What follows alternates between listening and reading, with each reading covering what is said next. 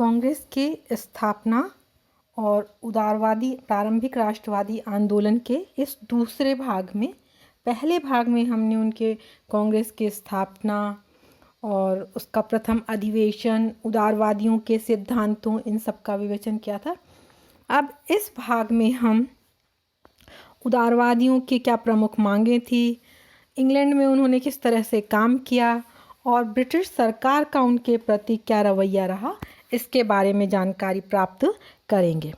प्रारंभ के 20 वर्षों में कांग्रेस ने अपने वार्षिक अधिवेशनों में विभिन्न विषयों से संबंधित प्रस्ताव पास किए तथा ब्रिटिश सरकार का ध्यान उन विषयों की ओर आकर्षित कर प्रशासन में सुधार करने की मांग की।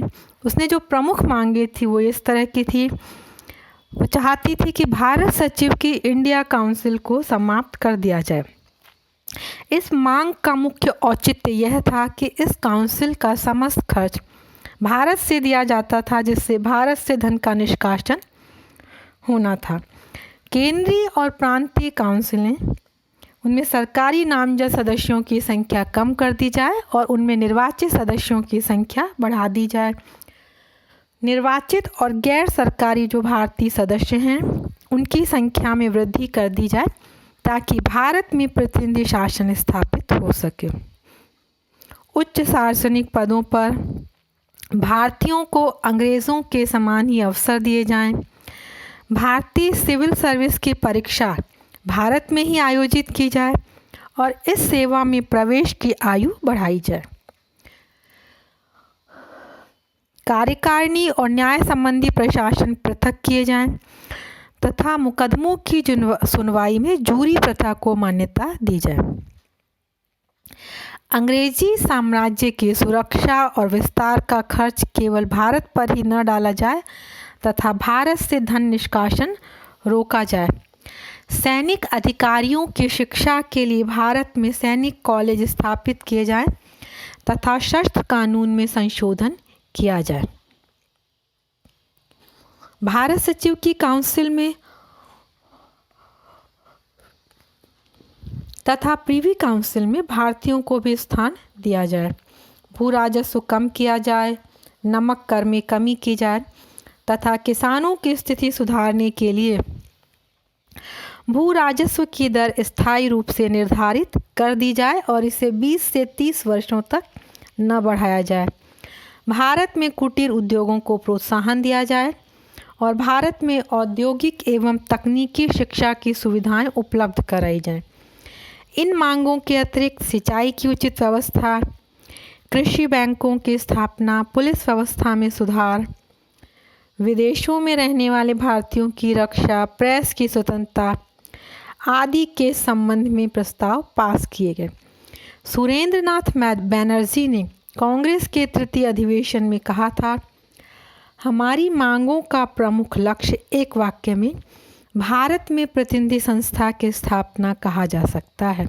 कुल मिलाकर वे भारत में नागरिक अधिकारों की मांग, नागरिक प्रशासन की मांग कर रहे थे।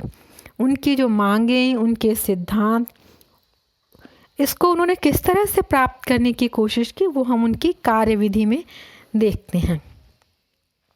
जिन लोगों को ब्रिटिश साम्राज्य की भक्ति भावना में विश्वास हो तो उनकी कार्यविधि भी उसका अपवाद नहीं हो सकती। उदारवादी नेता पूर्णतया वैधानिक तरीकों पर आश्रित थे। प्रतिवर्ष कांग्रेस के अधिवेशनों में पारित मांगें समाचार पत्रों और भाषणों द्वारा जनसाधारण में प्रसारित करते थे और बड़ी बड़ी याचिकाएं एवं स्मरण पत्र भारत सरकार एवं गृह सरकार की सेवा में प्रस्तुत करते थे। इसमें बहुत अधिक विनम्र भाषा का प्रयोग किया जाता था। उदाहरण के लिए, हम हमारी प्यारी लोकप्रिय सरकार से प्रार्थना करते हैं कि उपर्युक्त सुधारों को लागू करने की कृपा कर हमें अनुग्रहित करें। इतना ही नहीं, कांग्रेस अपने प्रस्तावों से इंग्लैंड के अधिकारियों को अवगत कराने के लिए समय समय पर अपने शिष्टमंडल लंदन भेजती थी, जो भारत की राष्ट्रीय समस्याओं को वहाँ के समाचार पत्रों द्वारा गृह सरकार और जनता तक पहुँचाते थे।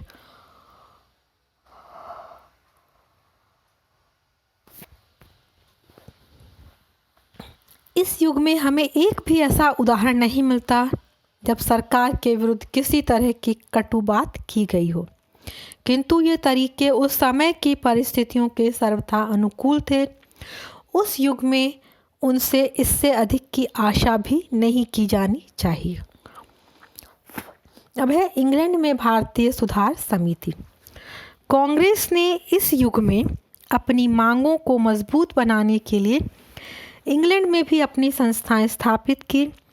1887 में दादा भाई नौरोजी ने लंदन में भारतीय सुधार समिति इंडियन रिफॉर्म एसोसिएशन की स्थापना की। उन्होंने इस समिति के उद्देश्यों के बारे में कहा कि क्योंकि शासन सत्ता का प्रमुख स्रोत इंग्लैंड में है, इसीलिए इंग्लैंड में कांग्रेस द्वारा किए गए कोई भी वैधानिक प्रयत्न अधिक प्रभावशाली और लाभदायक होंगे। 1888 में विलियम डिग्बी की सहायता से वहां इंडियन एजेंसी की स्थापना की गई, जो 1890 में भारतीय राष्ट्रीय कांग्रेस की ब्रिटिश समिति बन गई। अनेक प्रतिष्ठित अंग्रेज़ों ने इसकी सदस्यता ग्रहण कर ली। इस समिति ने इंडिया नामक समाचार पत्र का संपादन प्रारंभ किया, जिसे इंग्लैंड में काफ़ी लोकप्रियता प्राप्त हुई। इसी समय दादा भाई नौरोजी ब्रिटिश संसद के सदस्य निर्वाचित हुए। 1893 में भारतीय संसद समिति बनी, जिसके प्रयत्नों से ब्रिटिश संसद ने भारतीय सिविल सर्विस की परीक्षा भारत में भी आयोजित करने का प्रस्ताव पास किया। इस प्रकार उदारवादी नेता अनेक ऐसे महत्वपूर्ण कार्यों का संपादन कर रहे थे जो उस समय भारतीय राजनीति में घूम रहे थे। मिस्टर मैकनिल ने भारतीय राजनीति के विषय में संसद में अनेक प्रश्न पूछे और इस बात पर बल दिया कि कांग्रेस भारतीय जनता की सच्ची प्रतिनिधि संस्था है। उसे कांग्रेस को वैधानिक एवं राजभक्त दल कहकर संबोधित किया।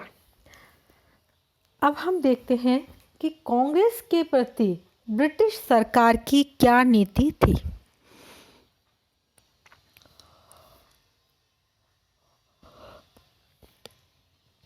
अठारह में कांग्रेस की स्थापना लॉर्ड डफरिन की स्वीकृति के बाद हुई थी। अतः 1886 में जब कांग्रेस का कलकत्ता में अधिवेशन हुआ, तब 406 प्रतिनिधियों को वाइसराय की तरफ से पार्टी दी गई। अनेक प्रमुख सरकारी अधिकारियों ने इसमें भाग लिया। 1887 में मद्रास में हुए अधिवेशन के अवसर पर 600 प्रतिनिधियों का मद्रास के गवर्नर ने शानदार स्वागत किया गवर्नर हाउस में। लेकिन इन 3 अधिवेशनों के बाद अंग्रेज़ों की नीति में परिवर्तन आ गया। वाइसराय डफरिन भी कांग्रेस का कट्टर आलोचक बन गया। इसका मूल कारण यह था कि 1885 से 86 के मध्य ह्यूम और डफरिन के पारस्परिक व्यक्तिगत संबंध बिगड़ गए थे। इसके अतिरिक्त अंग्रेज प्रशासक भारतीयों के समानता के दावे को स्वीकार करने को तैयार नहीं थे। डफरिन ने 30 नवंबर 1888 को अपने भाषण में कांग्रेस द्वारा की गई संसदीय सरकार की मांग की खिल्ली उड़ाई और कांग्रेस को एक सीमित वर्ग की प्रतिनिधि संस्था कहकर संबोधित किया। यद्यपि उसके तर्क बेबुनियाद थे, वास्तव में अंग्रेज कांग्रेस द्वारा मांगे गए अधिकार और सुविधाएं देने को तैयार हो ही नहीं सकते थे, क्योंकि भारत को वे मात्र उपनिवेश रखना चाहते थे। अंग्रेज सरकार का यह विरोध कांग्रेस की मांगों को स्वीकार करने तक ही सीमित नहीं था, बल्कि सरकार ने कांग्रेस के मार्ग में बाधाएं उपस्थित करना भी प्रारंभ कर दिया। 1888 में हुए इलाहाबाद अधिवेशन में उत्तर प्रदेश सरकार ने अधिवेशन के लिए स्थान ही उपलब्ध नहीं होने दिया। सरकारी अधिकारियों ने कांग्रेस में सम्मिलित न होने के लिए लोगों पर दबाव डाला। इतना ही नहीं, मुसलमानों और देशी नरेशों को कांग्रेस से दूर रखने का प्रयास किया गया और सरकारी अधिकारियों व कर्मचारियों पर कांग्रेस अधिवेशन में भाग लेने पर रोक लगा दी गई। भारत सचिव लॉर्ड हैमिल्टन ने कांग्रेस को धन देने वालों पर निगरानी रखने का आदेश दिया। कुछ प्रांतों के गवर्नरों ने तो यह भी सुझाव दिया कि कांग्रेस के वार्षिक अधिवेशनों पर ही रोक लगा दी जाए। और 1895 के बाद तो कांग्रेस के प्रति सरकार का दृष्टिकोण दिनों दिन कठोर होता गया। अब यहाँ यह प्रश्न आता है कि सरकार के दृष्टिकोण जो है उस कांग्रेस के लिए जो कि ब्रिटिश साम्राज्य के प्रति इतनी निष्ठा और भक्ति रखती थी, कठोर क्यों होता गया? इसका स्वाभाविक सा उत्तर यह है कि नौकरशाही सरकार की नीतियों की आलोचना का परिणाम होता है सामान्य जनता के हृदय में अंग्रेजी साम्राज्य के प्रति भक्ति भावना कम होना, क्योंकि अंग्रेज जानते थे किसी भी नियंत्रण के विरुद्ध आंदोलन सबसे पहले आलोचना से ही प्रारंभ होता है। इसीलिए अंग्रेज जो है इसके विरोधी हो गए। किंतु कांग्रेस का जितना दमन करने का प्रयास किया गया वह उतनी ही लोकप्रिय होती गई और ब्रिटिश सरकार का दमन चक्र भी उसे रोकने में असफल रहा, क्योंकि यह संस्था उस समय तक मध्यम वर्ग का सहयोग प्राप्त कर चुकी थी। कांग्रेस को दुर्बल बनाकर समाप्त करने की अंग्रेजी सरकार की नीति रही और उसके लिए उसने बहुत से हथकंडे अपनाए, लेकिन वो उसमें असफल रही। अब हम उदारवादियों का मूल्यांकन करते हैं।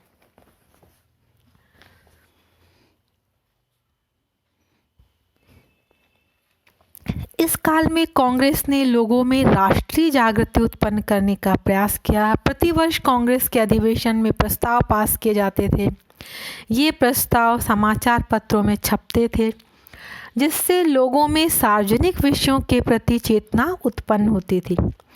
1892 में जो इंडियन काउंसिल एक्ट पास हुआ उसमें भारतीय सदस्यों की उसमें गैर सरकारी सदस्यों की संख्या में वृद्धि हुई। हालांकि इसने भारतीयों की मांगों को संतुष्ट नहीं किया। कांग्रेस में भाग लेने वालों की संख्या में निरंतर वृद्धि होती गई। इसके कार्यों की देश भर में प्रशंसा होने लगी। कांग्रेस ने वह कार्य किया जिसका लाभ 30 वर्ष बाद उठाया गया।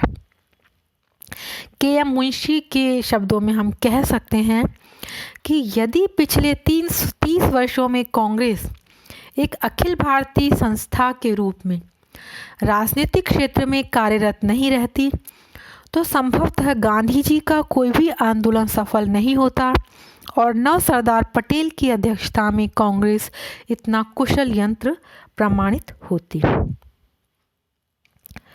उदार युग के नेताओं ने परिस्थिति अनुसार ही अपनी नीति निर्धारित की थी। उन्होंने नौकरशाही के क्रूर हाथों से संस्था को बचाकर भविष्य के लिए इसकी जड़ें गहरी कर दी थी। इतनी गहरी कर दी थी कि बाद में अंग्रेज सरकार भी इसे नहीं हिला सकी। यह उदारवादियों की सबसे बड़ी उपलब्धि है।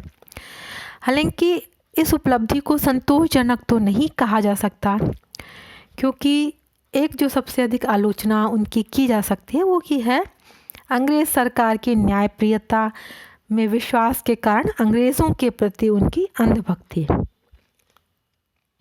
यहाँ पर लाला लाजपत राय कहते हैं कि कांग्रेस नेता उस वर्ग के लोगों के सहयोग से काम करना चाहते थे जिसके विरुद्ध वे आवाज़ उठाते थे।